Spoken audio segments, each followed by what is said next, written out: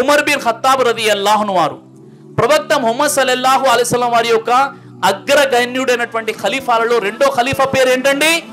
Umar bin Khattab రదియల్లాహు అన్హు వారు. Umar bin Khattab రదియల్లాహు అన్హు వారు ఆయన రాజుగా ఖలీఫాగా ఉండేవారు. రెండవ ఖలీఫా అయినటువంటి ఉమర్ బిన్ ఖత్తాబ్ రదియల్లాహు అన్హు వారు రాత్రిపూట గస్తీ చేసేవారు, పెట్రోలింగ్ చేసేవారు. ఆయన యొక్క రాజ్యంలో ఎవరైనా పస్తువులు ఉన్నారా, ఎవరైనా ఆకలితో అలమటిస్తున్నారా, ఏవైనా సమస్యలు ఉన్నాయా అని రాత్రిపూట ఉమర్ రదియల్లాహు అన్హు వారు మారు వేషంలో గస్తీ చేస్తూ ఉండేవారు. అలా గస్తీ చేస్తుంటే ఒకరోజు మదీనా శివారులో ఒక టెంట్, ఒక గుడారాన్ని ఏర్పాటు చేసుకుని ఒక స్త్రీ ఆ గుడారం ముందు నిప్పును వెలిగించి, అగ్నిని వెలిగించి ఆ యొక్క నిప్పు మీద, ఆ పొయ్యి మీద ఒక వంట పాత్ర పెట్టేసి అందులో రాళ్ళు వేసి నీళ్లు వేసి కదుపుతూ ఉంది. ఆ గుడారం నుండి లోపటి నుండి పిల్లలు ఏడుస్తున్నటువంటి శబ్దాలు వస్తున్నాయి. ఉమర్ రదియల్లాహు అన్హు వారు ఆమెను చూసి ఆమె దగ్గరికి వచ్చేసారు. అది రాత్రి సమయం. ఏంటమ్మా నువ్వేం చేస్తున్నావు? ఇక్కడ చూస్తే పొయ్యి మీద గిన్నె ఉంది, అందులో నీళ్లు ఉన్నాయి, రాళ్ళు ఉన్నాయి, కదుపుతున్నావు, పిల్లలు లోపల ఏడుస్తున్నావు, ఏంటి సంగతి అంటే, అయ్యా ఏం చెప్పాలి, మేము ఖలీఫా ఉమర్ని రాజుని కలవడానికి వచ్చాము.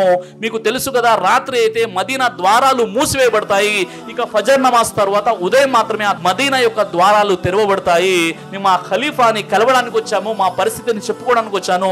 నేనేమో విధవరాలుని, నాతో పిల్లలు ఉన్నారు ఆ గుడారంలో, వారు ఆకలితో అలమటిస్తున్నారు. వారికి నచ్చజెప్పడానికి, ఆ పిల్లల్ని బుజ్జగించడానికి నేను ఈ పాత్ర పెట్టేసి, పొయ్యి మీద పాత్ర పెట్టి అందులో కంకర రాళ్ళు వేసి నీళ్లు వేసి కదుపుతున్నానయ్యా, నేనేం చేయాలి, నా పరిస్థితి ఇలా ఉంది, ఇక్కడ ఈ ఖలీఫా ఉన్నాడు, ఏం పట్టించుకోడు, ఏంటి పరిస్థితి అన్నట్టుగా ఆ స్త్రీ ఫిర్యాదు చేస్తుంది. ఆయన వెంటనే పరుగున మదీనా పట్టణంలోకి వెళ్ళిపోయాడు. వెళ్ళేది ఒక రాజు, ఖలీఫా. ఆ స్త్రీకి తెలియదు రాజుతో మాట్లాడుతున్నట్లు.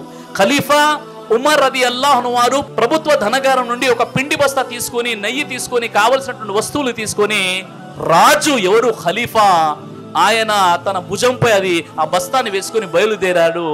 ఈ వృత్తాంతాన్ని, ఈ విషయాన్ని చూసినటువంటి ఉమర్ గారి బానిస సేవకుడు అస్లం ఏమంటాడు అంటే, ఓ ఉమర్, ఈ బస్తాన్ని నేను మోస్తాను అంటారు. అప్పుడు రాజు అంటున్నాడు, ఖలీఫా అంటున్నాడు, ఓ అస్లం, ఇప్పుడైతే నువ్వు నా బరువు మోస్తావు, కానీ రేపు తీర్పు దినం రోజు నా బరువు మోస్తావు అంటే నేను మోయలేనంటే అయితే మౌనంగా ఉండు అని ఆ ఖలీఫా రాజు అయినటువంటి ఉమర్ రదియల్లాహు అన్హు వారు ఆ పిండి బస్తాను తన భుజాల్లో వేసుకుని పరుగున వస్తున్నారు.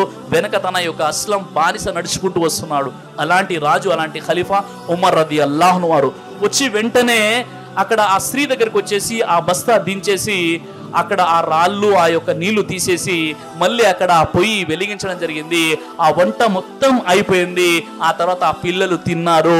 అప్పుడు ఆ స్త్రీని ఉద్దేశించి ఉమర్ రదియల్లాహు అన్హు వారు ఈ విధంగా అంటున్నారు, రేపు ఉదయం వచ్చి నువ్వు ఖలీఫాను కలువు, నీకు వజీఫా ఇవ్వడం జరుగుతుంది, దినభత్యం ఇవ్వడం జరుగుతుంది. అప్పటి వరకు కూడా రాజుతో మాట్లాడుతున్నాను, ఖలీఫాతో మాట్లాడుతున్నాను, ప్రైమ్ మినిస్టర్తో మాట్లాడుతున్నాను అన్న విషయం ఆ స్త్రీకి తెలియదు. ఆ స్త్రీ ఏమంటుందో తెలుసా, నువ్వు ఎంత మంచి వ్యక్తివయ్యా, నీకు ఉండాల్సినటువంటి గుణము వాస్తవానికి ఖలీఫా ఉమర్కు ఉండాల్సి ఉండే, ఆ రాజుకు ఉండాల్సి ఉండే, ఆ ఖలీఫాకు ఉండాల్సినటువంటి లక్షణము నీకు ఉంది. ఆ ఖలీఫాకు దేవుడు బుద్ధి ప్రసాదించుగా. కానీ ఆ స్త్రీ అంటుంది. అయినప్పుడు కూడా ఉమర్ రదియల్లాహు అన్హు మౌనంగా ఉంటారు. మరుసటి రోజు ఆ స్త్రీ వెళ్తే అప్పుడు ఆ విషయం తెలుస్తుంది. ఆ విధంగా దినభత్యం, వజీఫా అంటారు. ఆ పిల్లలకు, ఆ స్త్రీకి వజీఫా, దినభత్యాన్ని, పెన్షన్ని ఫిక్స్ చేయడం జరిగింది హజరత్ ఉమర్ బిన్ ఖత్తాబ్ రదియల్లాహు అన్హు వారు. అలాంటి విశ్వాసము, అలాంటి సోషల్ వర్క్ ప్రవక్త ముహమ్మద్ సల్లల్లాహు అలైహి వసల్లం వారి యొక్క శిష్యులు చేశారు. దైవ ప్రవక్త ముహమ్మద్ సల్లల్లాహు అలైహి వసల్లం వారు తెలియజేశారు, కడుపుకు సంబంధించినటువంటి అన్ని రకాల వ్యాధులకు అద్భుతమైనటువంటి ఔషధం తల్బీనా. ఇది దైవ ప్రవక్త వారి సున్నత్. మంచి ఆహారం, ఇమ్యూనిటీ బూస్టర్, ఇందులో షిఫా ఉంది. ఇది మంచి ఔషధంగా కూడా పనిచేస్తుంది. కాబట్టి పిల్లలు అయినా పెద్దలు అయినా ఎవరైనా దీనిని ఉపయోగించవచ్చు. అలాగే ఖురాన్లో దైవం తెలియజేశాడు, తేనెలో మీకు స్వస్థత ఉంది అని. కాబట్టి స్వచ్ఛమైనటువంటి తేనె కోసం మీరు సంప్రదించండి. అలాగే షాహీ హల్వాను మీరు తప్పనిసరిగా ఉపయోగించి మీ దాంపత్య జీవితంలో మంచి అనుభూతిని పొందండి. ఇందులో ఎలాంటి సైడ్ ఎఫెక్ట్స్ లేవు.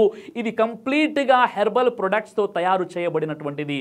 కాబట్టి ఇక్కడ కనిపిస్తున్నటువంటి ఈ నెంబర్స్కి కాల్ చేసి మీరు ఇప్పుడే ఈ ప్రోడక్ట్ని ఆర్డర్ చేసుకోవచ్చు. కొరియర్ ఫెసిలిటీ కూడా ఉంది.